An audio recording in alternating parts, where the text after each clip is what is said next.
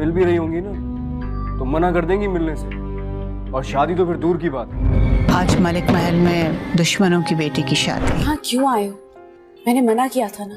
तुम ये सब कुछ करके क्या साबित करना चाहती हो? दावा नहीं कर रहा, मैं तुम्हें खुद से अलग कभी होने ही नहीं दूंगा। अच्छा होगा जो तुम मुझे सब कुछ ना ही बताओ। मेरा सर तो पहले ही मेरी ज़मीर की अदालत में झुका हुआ।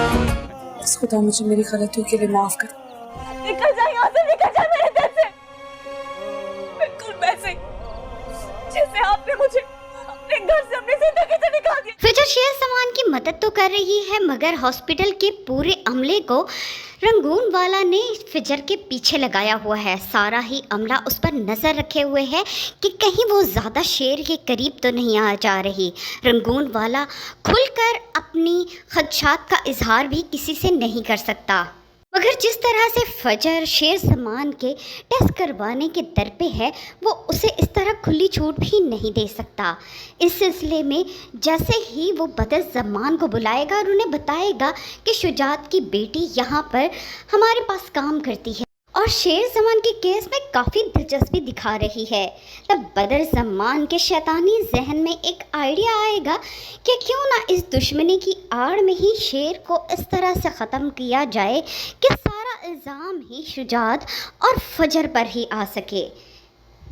हालांकि फजर रंगून वाला और बदर ज़मान को एक साथ देख भी चुकी है, और रंगून वाला जिस तरह से फजर की इंसल्ट कर रहा है कि वह शेर के मामले में दिलचस्पी ना दिखाए, इस बात से फजर का शक यकीन में बदल रहा है। फजर को ये भी अंदाज़ा हो चुका है कि डॉक्टर आहिस्ता से इस पर नज़र रखे हुए हैं, इसीलिए शेर ज़मान के पास जब भी वो जाएगी बहुत ही आहिस्ता उससे बातचीत करेगी। शेर ज़मान उससे वादा लेगा कि जिस तरह से उसके घर वाले उसको छोड़ चुके हैं वो उसे कभी ना छोड़े। अगर उसने ऐसा कर दिया तो दुनिया पर से उसका यकीन, उसका एतबार ख़त्म हो जाएगा, शायद वो अपनी ज़िंदगी की बाजी ही हार जाए।